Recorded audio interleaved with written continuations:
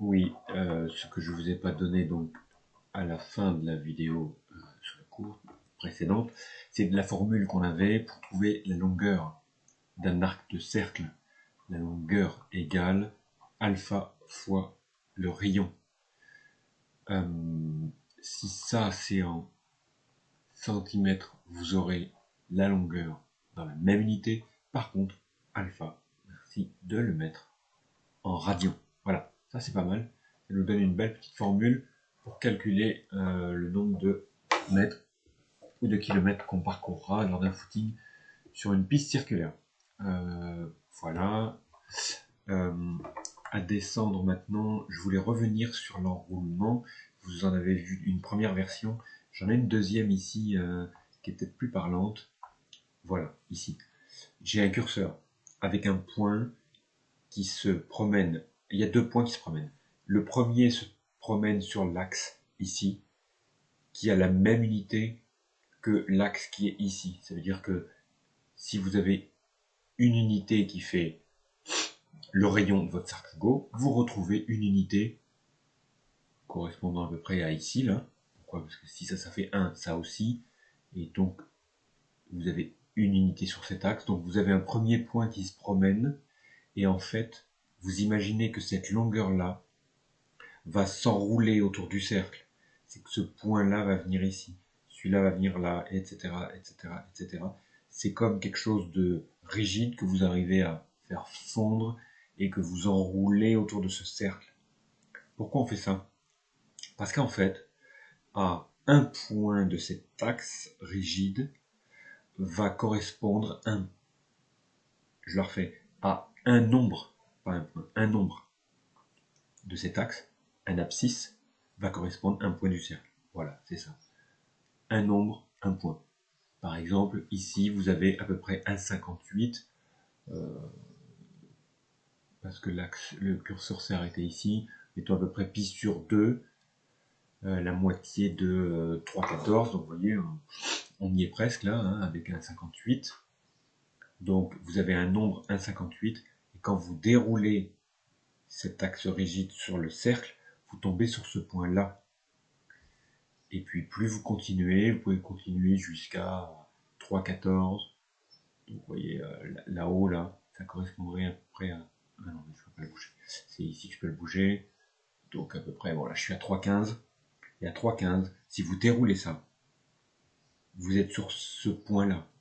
Et vous êtes repéré par un point. Et la mesure de cet angle-là, c'est le demi-tour, là. Ça fait pi 3,14. Donc voilà, 3,14 ici égale ce point-là. Et puis on peut continuer, hein, continuer. Alors c'est vrai qu'on ne voit plus rien du coup là. Est-ce qu'il peut bouger celui-là? Si je bouge, ici, tout bouge pas. Ok. Bon, bah, c'est pas grave, on va juste diminuer la taille. Et si je bouge ici et que je vais jusqu'à, alors on ne voit pas assez normalement. Bon, tant pis, on devine, hein, parce que vous avez la valeur ici. 2pi 6, alors si on prend 3, 14, 6, 28 à peu près. Donc si vous avez 6, 28 comme nombre sur l'axe, là-haut, ouais, 6, 24, vous enroulez, et tout ça, ça s'enroule en faisant, alors je grossis un peu pour qu'on y voit quand même quelque chose, voilà, ça vous fait un cercle, et ça vous fait ce point-là. Donc voilà, ce qu'il faut retenir de ça, c'est que un point sur l'axe vertical correspond plutôt à un nombre, je vais y arriver sur l'axe vertical, correspond à un point du cercle. Bon, très bien. Et on s'aperçoit d'ailleurs que à un point, vous avez plusieurs mesures. Je ne sais pas si on le voyait sur l'enroulement précédent.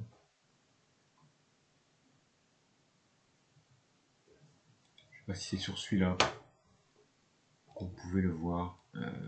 Ça fait qu'un tour, ça. Est-ce que l'autre, on pouvait le voir peut-être un petit peu mieux? Ouais, c'est pareil, ça faisait qu'un tour.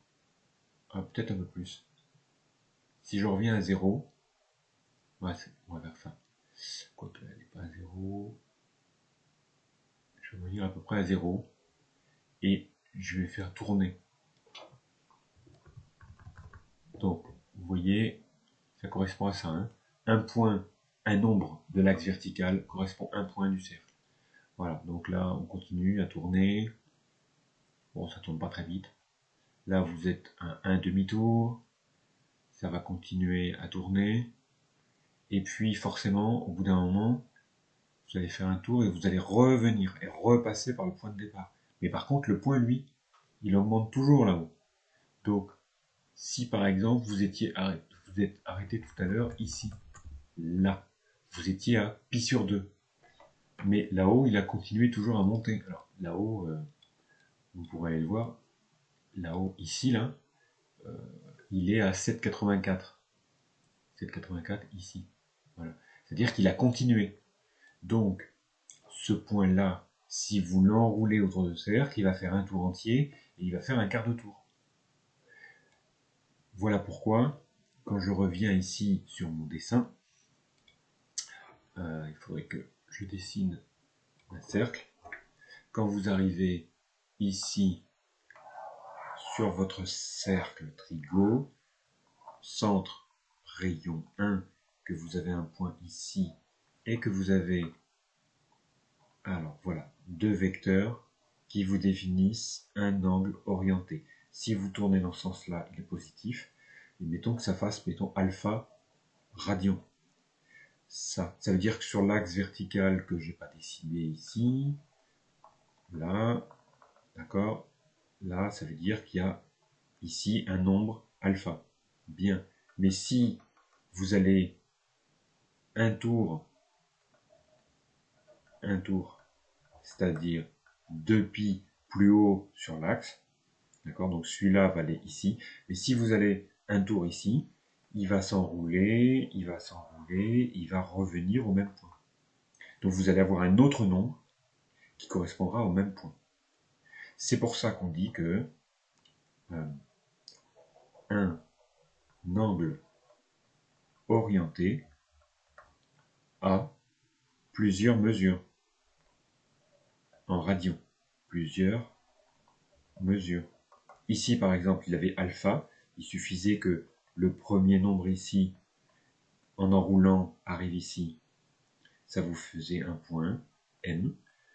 Donc, alpha. Mais si vous alliez plus haut, 2π plus loin, donc à peu près 2π, c'est à peu près 6,28. Donc, si vous mettez 6,28 unités de plus, quand vous allez enrouler, vous retomberez sur ça. Donc, plus un tour, 2π. D'accord ? Mais vous auriez aussi rajouté un tour de plus. Donc, en tout, vous auriez pu faire 4π. 4 plus 2, 6π. Donc, ça fait un tour. Vous rajoutez un tour. Là, vous rajoutez 2 tours. Là, vous rajoutez 3 tours. Alors ça, c'est si vous rajoutez des tours dans ce sens-là. Mais on aurait pu rajouter des tours dans ce sens-là.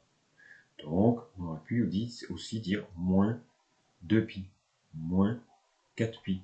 Et là, on enlève des tours. Mais on retombera toujours sur ce point-là. Moins 6π.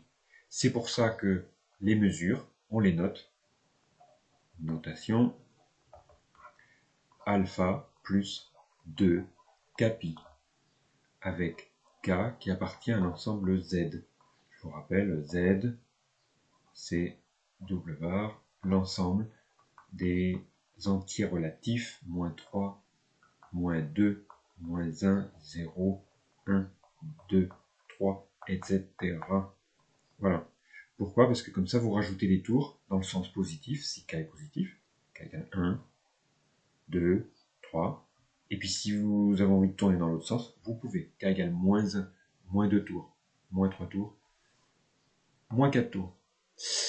Donc voilà, puis après un petit tableau de correspondance, 180 pi radian, 90 degrés pi sur 2 radian, 60 degrés c'est le tiers, vous avez du pi sur 3, 30 degrés c'est le sixième de 180, c'est du pi sur 6, et 0, bah, ça fait 0 radian.